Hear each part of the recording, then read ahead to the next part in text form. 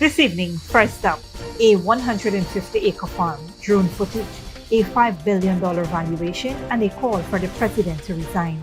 Azruddin Mohamed drops a political bombshell. President Ali confirms he owns the property but denies all wrongdoing, and then fires back with an explosive allegation of his own, blackmail. This is the story everyone is talking about. Also, life-saving heart surgery for children, free and right here in Guyana. President Ali gives the Health Ministry 2 months to prepare, sparing families the US $150,000 cost of going abroad. For parents who have waited years, relief is finally in sight. Then, scorching heat, bone-dry vegetation, and a warning from the fire service. Stop all open burning now, because under these El Niño conditions, a single spark can turn catastrophic in seconds. Meanwhile, missed the first window or still waiting on CSEC results? The University of Guyana reopens application from July 8th, and with tuition now free, the door to higher education has never been more open. And at least 26 dead and more than 100 injured in a prison riot in Sri Lanka, with inmates accusing security forces of opening fire indiscriminately as a fight between rival groups spiraled out of control. Those stories and more are coming up. Stay with us.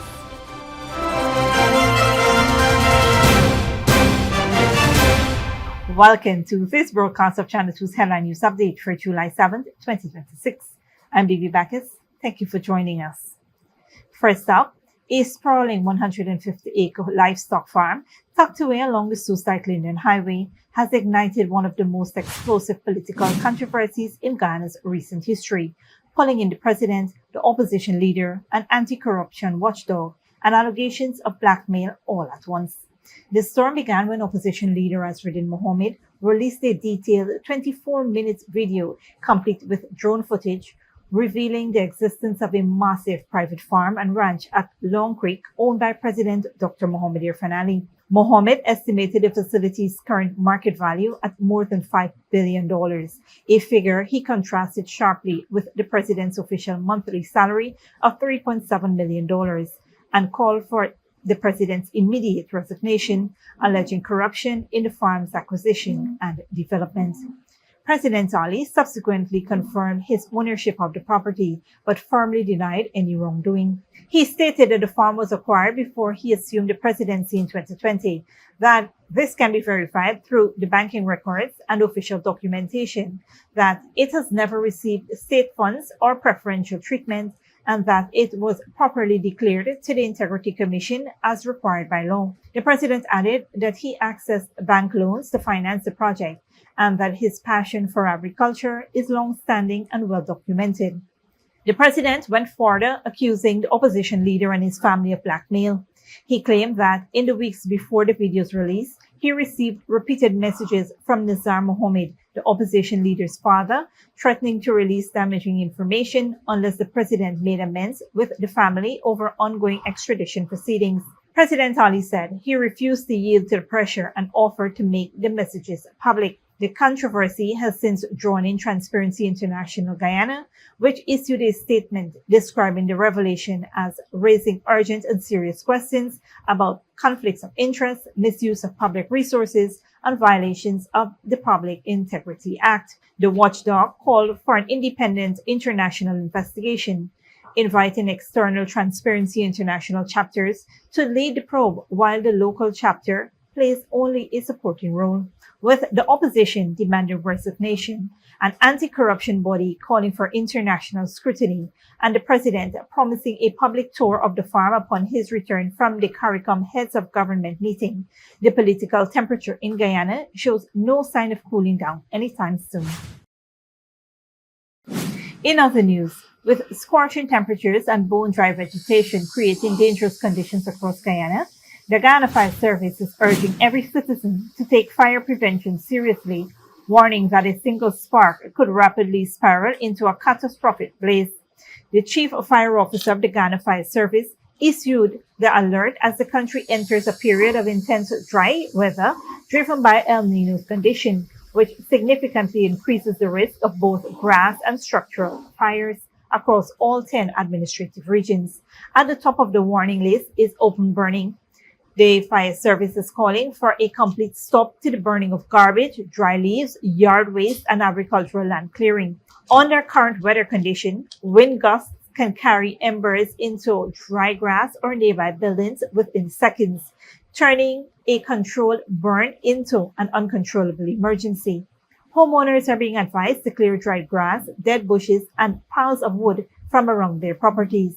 Residents are also urged to unplug unused electrical appliances as high temperatures place added strain on the electrical grid and increase the risk of electrical fires. Parents are reminded to keep matches and lighters securely out of their children's reach.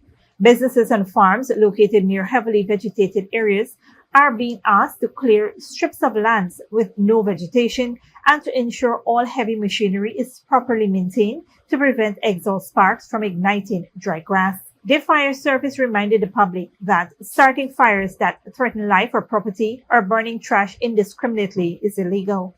In the event of an emergency, residents are urged to call the fire service hotline or emergency medical services at 912 or 226-2411. Moving on, for families who have spent years fundraising, waiting, and worrying about sending their sick children abroad for life-saving heart surgery, the wait is nearly over.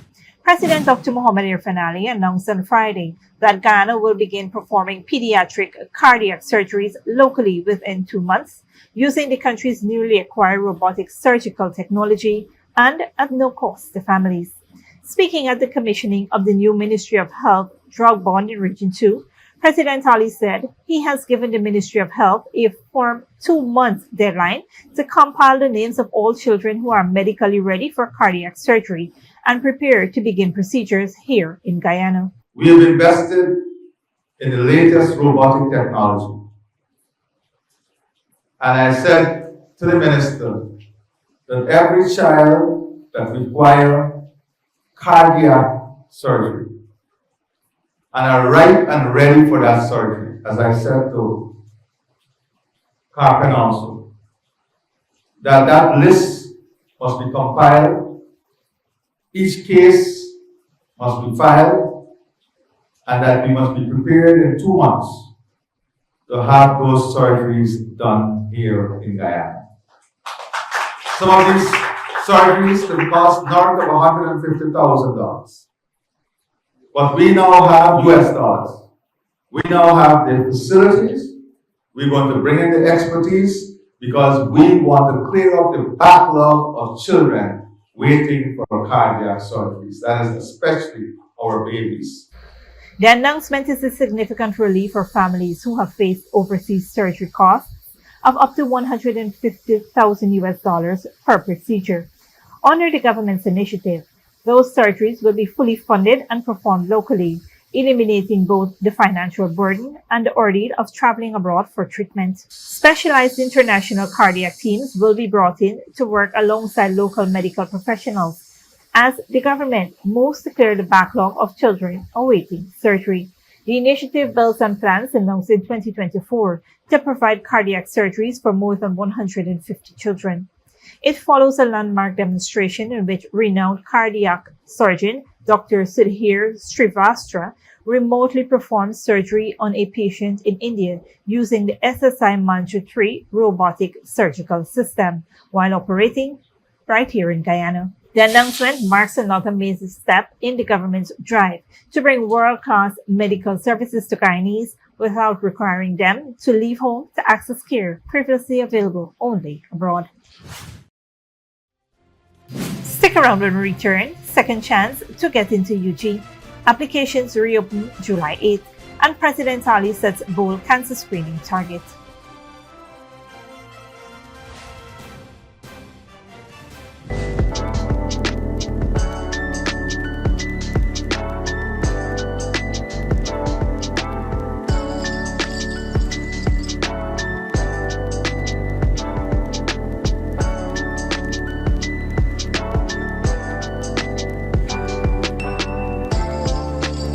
Good girl forget things. Who's What's the problem, Granny? I want money for borrow for do a surgery. I was dancing and I fall and fracture my hip. If you need some quick money, you should check Lender's Jewelry and Pawn Shop. Lender's Jewelry and Pawn Shop, Lot 238 South Road, Border, Georgetown. Get jewelry made to order in just 72 hours. We also accept vehicles. Lender's, best rates, longest payback period. Boys, I get through. Plus, I could dance again. Lender's Jewelry and Pawn Shop.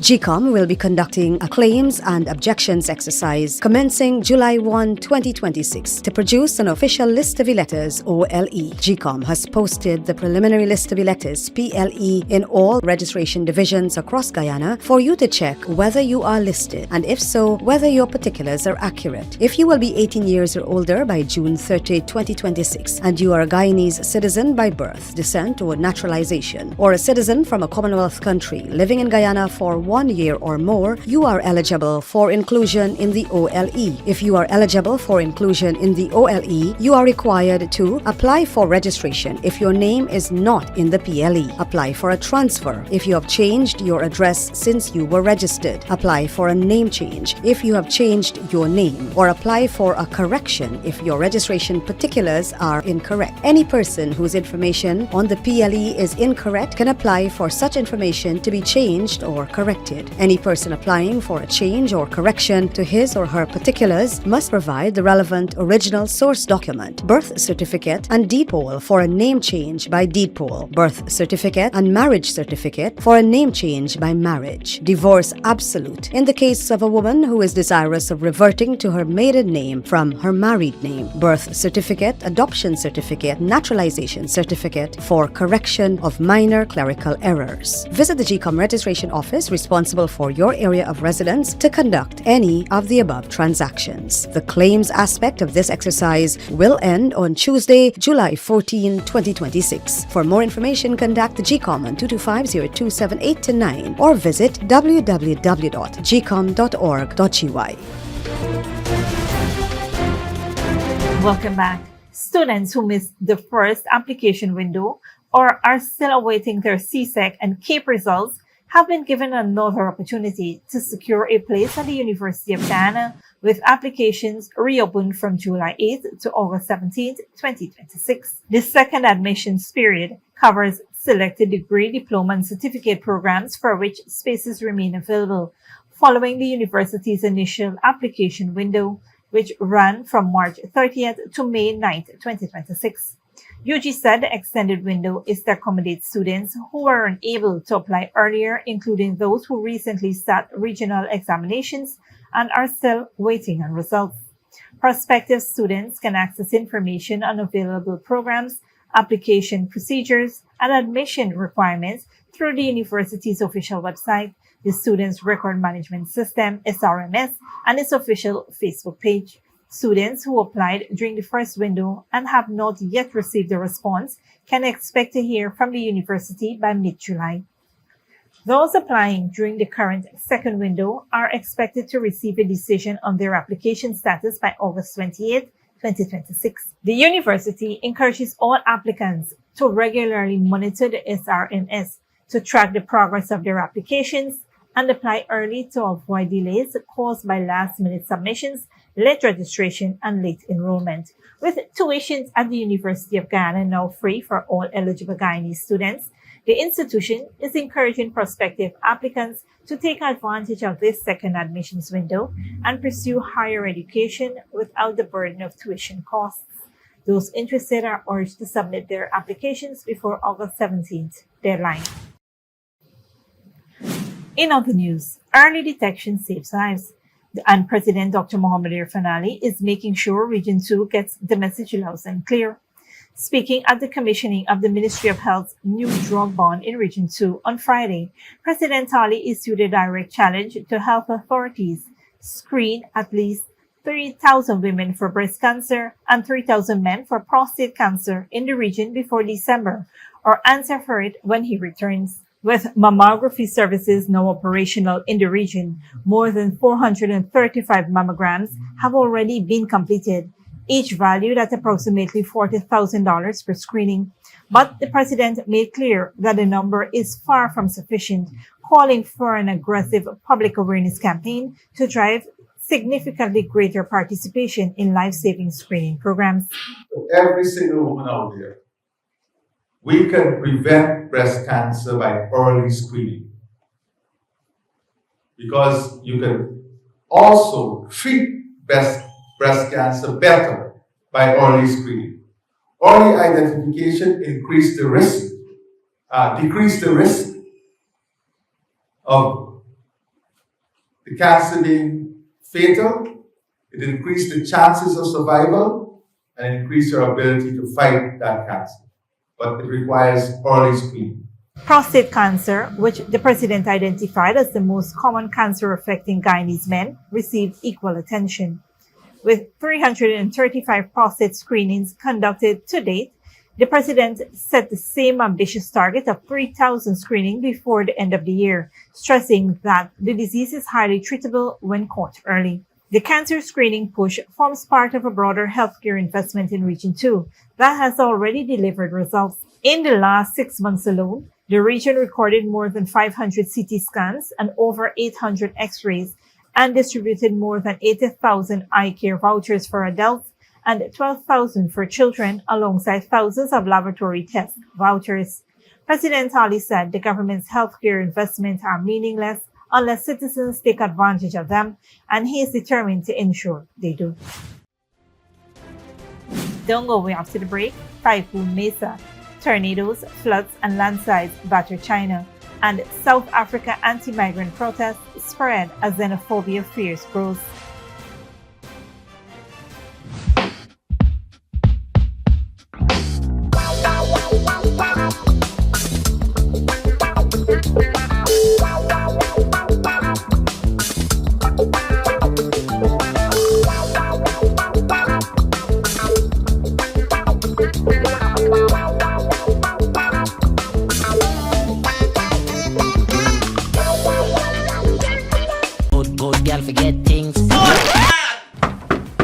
Problem, Granny? I want money for borrow for those surgery. I was dancing and I fall and fracture my hip. If you need some quick money, you should check Lender's Jewelry and Pawn Shop. Lender's Jewelry and Pawn Shop, lot 238 South Road Border, Georgetown. Get jewelry made to order in just 72 hours. We also accept vehicles. Lenders, best rates, longest payback period. Boys, I get through.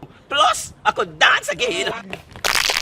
Lender's Jewelry and Pawn Shop. GECOM will be conducting a claims and objections exercise commencing July 1, 2026 to produce an official list of electors, OLE. If you will be 18 years or older by June 30, 2026, and you are a Guyanese citizen by birth, descent, or naturalization, or a citizen from a Commonwealth country living in Guyana for 1 year or more, you are eligible for inclusion in the OLE. GECOM has posted the preliminary list of electors, PLE, in all registration divisions across Guyana for you to check whether you are listed, and if so, whether your particulars are accurate. You can object to anyone whom you believe does not qualify for inclusion in the OLE. To do so, you must be listed in the same divisional list as the person you are objecting to. You must visit the GECOM registration office responsible for your area of residence to make an objection. The objections aspect of this exercise will end on Friday, July 17, 2026. For more information, contact the GECOM on 225-0278-9 or visit www.gecom.org.gy.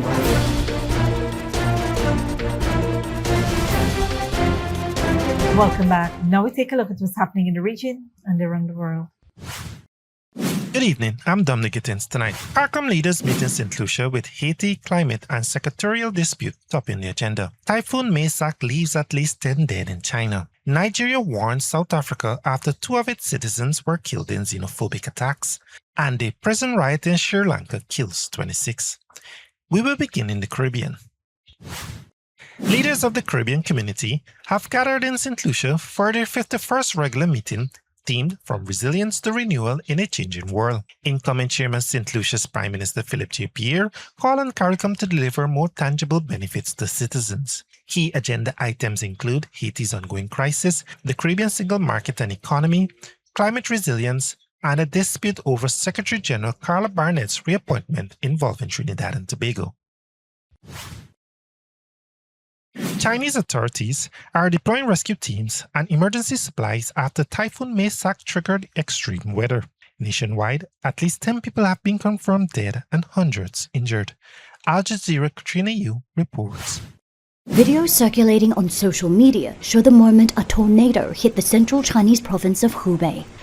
People tried desperately to keep doors and windows closed, while furniture and belongings are propelled across streets. Several people were killed. The tornado, caused by Typhoon Maysak, was the first to hit the region in years. Meteorologists say it was powerful enough to lift cars. In the city of Huanggang, dozens of people were injured and hundreds fled their homes. In the southern province of Guangxi, days of torrential rain caused rivers to burst their banks, collapsing dams and unleashing dangerous surges of water. Authorities say tens of thousands have been displaced. About 55,000 people in Nanning have been affected by the flooding downstream of the reservoirs. Authorities have evacuated 48,000 people through early warning, targeted alert callbacks, and emergency relocations. Villages and towns are submerged. Rescue teams are using boats to save those trapped. The flood control emergency response has been raised to its highest level, with the government warning of more heavy rain in the days ahead. In the western region of Gansu, teams are working at the site of a landslide. They've rescued several people in the mountainous Tanchang County, but others are still missing. China's flooding season began this month. Scientists say global warming, combined with a strong El Niño event in the Pacific Ocean, are causing extreme weather never seen before. Katrina Yu, Al Jazeera. Nigeria says 2 of its citizens have been killed in xenophobic attacks in South Africa. The government says it will act if the violence persists. Al Jazeera's Haru Mutasa reports. The men broke down the door and they barged in. The man, who's from Zimbabwe, was sleeping here. He got up quickly and managed to get out this way. When he came back hours later, he found his radio had been stolen and most things in the fridge gone. Anti-migrant attacks have occurred sporadically in South Africa since 2008. But since April, the situation has grown worse, with nationwide protests against foreigners. Charles Daniel is from Zimbabwe, and after attackers broke into his home, he said he's worried by the way things are going. I am very scared. Attackers want to rob people. I have never experienced something like this. Local government elections are due to be held in November.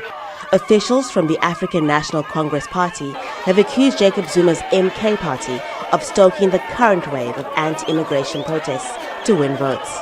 Last month, thousands of party supporters marched alongside anti-immigration groups in Durban, demanding undocumented immigrants leave South Africa. The party has denied it's involved, though.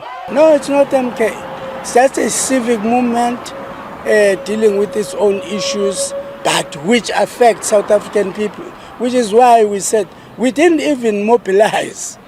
We didn't even mobilize MK party members. We simply said to those who came to us, said, you are South Africans, if you want to go join, but not as MK. MK party is led by former President Jacob Zuma, and he has a lot of support in Durban and the rest of the KwaZulu-Natal province. You saw back in 2024 during the elections, his party won the largest number of votes in KwaZulu-Natal, just short of the outright majority needed to govern this province. So he's someone who's hugely popular. It's almost like this cult of personality, Jacob Zuma. But regardless of whether politicians are pushing their supporters to protest against migrants, many foreigners have already left, while others are living in fear. And while rights groups say there's little evidence to support it, South Africans are blaming migrants for a declining standard of living, rising crime, and growing unemployment. Haru Mutasa, Al Jazeera, Durban. At least 26 people have been killed and more than 100 injured in a riot at Negombo prison in Sri Lanka. Authorities say the violence began as a fight between rival prisoner groups before escalating, while some inmates accused security forces of opening fire indiscriminately. Al Jazeera's Manel Fernandez reports.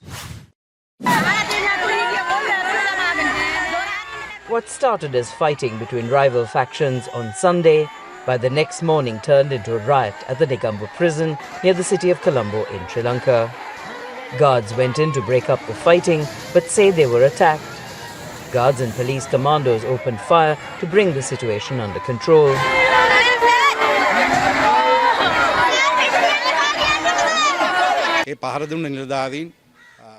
The prison guards tried to get out from the main door, but the prisoners kept chasing them and tried to break the door down. Reinforcements that went in were also attacked by a large group. Emotions ran high as hundreds of families of prisoners crowded outside, anxious for information. Some said they recognized their loved ones in pictures of the dead that were circulating on social media. One woman told Al Jazeera she was desperate for news of her younger brother, who she says was imprisoned on false charges 2 months ago. We haven't been given any information about my brother. I asked the officers, but they didn't say anything. There's a photo that looks like him among the dead, but we can't be sure it's him. The lack of information in the hours after the incident gave rise to anger, frustration, and desperation among the crowd outside. Some prisoners accused law enforcement officers of opening fire indiscriminately. Senior officials at the Negombo District Hospital told Al Jazeera gunshot wounds were not the cause of death in most of the fatalities. Justice Minister Harshana Nanayakkara told media that investigations into the incident were underway. We need to ensure this doesn't recur. We need to find out what went wrong, who was behind it. As Justice Minister, I take responsibility. A heavy police and military contingent has been deployed in the area around the prison. Questions remain about how a confrontation inside a prison spiraled so far out of control, killing so many. For hundreds of families, the priority is finding out if their loved ones are alive or dead. Manel Fernandez, Al Jazeera, Negombo. Thanks, Dominique. This brings us to the end of our regional and global news coverage. Up next is the 3-day weather forecast.